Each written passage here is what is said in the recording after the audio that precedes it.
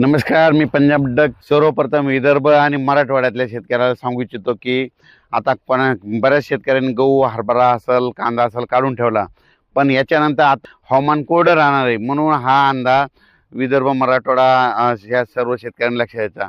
राज्यात मग आता पाऊस कधी येणार, तर राज्यात विदर्भ, मराठवाड्यातल्या ज्यांचा कोणाचा आता याच्यातून बी काही जणांचा हरभरा राहिलाय, गहू राहिलाय, कांदा राहिलाय, तर त्या सर्व शेतकऱ्याला सांगू इच्छितो की तुम्ही काय करा, 30 मार्चच्या अगोदर तुमचा असं गहू असेल, हरभरा असेल, कांदा असेल काढून झाकून घ्या. कारण की राज्यामध्ये परत मार्च एंड म्हणजे 30 मार्च, 31 मार्च, 31 मार्च, 1 एप्रिल आणि 2 एप्रिल या 4 दिवसामध्ये परत एकदा अवकाळीचं सावट राहणार आहे. म्हणून हा अंदाज सर्व शेतकऱ्यांनी विदर्भ, मराठवाड्यातल्या कोरडवून शेतकऱ्यांनी लक्षात द्यायचा. मग सांगायचं झालं तर हे पाऊस मग आता जसा वारं पाऊस पडला तसंच त्याच्यामध्ये वारं राहणार आहे, पाऊस राहणार आहे, काही ठिकाणी गारपीट देखील राहणार आहे. म्हणून विदर्भ, मराठवाड्यातले शेतकरी हा अंदाज लक्षात घ्यावा. मग सांगायचं झालं तर राज्यात मग पाऊस कसा पडणार आहे, तर राज्यात काय होणार आहे, 30 तारखेपासून 30, 31, 1 आणि 2 एप्रिलच्या दरम्यान राज्यात दररोज वेगवेगळ्या भागात पाऊस पडणार आहे. म्हणून हा अंदाज शेतकऱ्यांनी लक्षात घ्यायचा.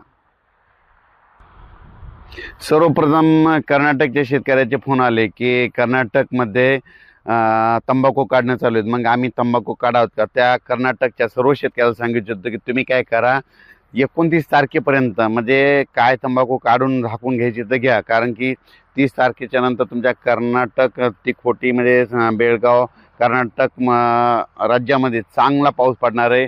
त्याच्यानंतर कर्नाटकच्या बाजूला तेलंगणा आहे, तेलंगणातल्या देखील शेतकऱ्याला सांगू इच्छितो, तुमचा हरभरा असेल, गहू असेल, साळ असेल तर तुम्ही काय करा, 29 तारखेपर्यंत तुम्ही काढून सगळ्या व्यवस्थित आपला सुरक्षा स्तरी आणून ठेवा. कारण की 30, 31 आणि 1-2 एप्रिलच्या दरम्यान तुमच्याकडं तेलंगणात बी पावसाचं वातावरण तयार होणार आहे, चांगला पाऊस पडणार आहे, गारपीट देखील होणार आहे. म्हणून ह्या अंदाज लक्षात घ्यायचा. त्याच्यानंतर मराठवाड्याकडे वळू.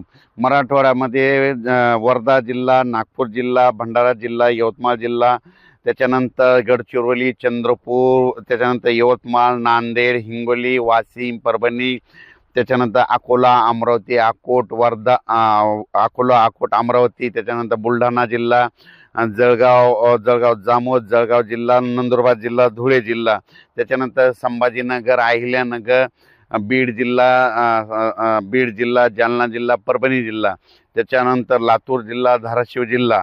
तर ह्या सर्व शेतकऱ्याला सांगू इच्छितो की तुम्ही काय करा, तुमच्या जे शेतामध्ये आता हरभरा असेल, गहू असेल, आता बऱ्याच शेतकऱ्याचे राहिलेले आहेत, तर तुम्ही काय करा, आता त्या 8 दिवसामध्ये काढून घ्या.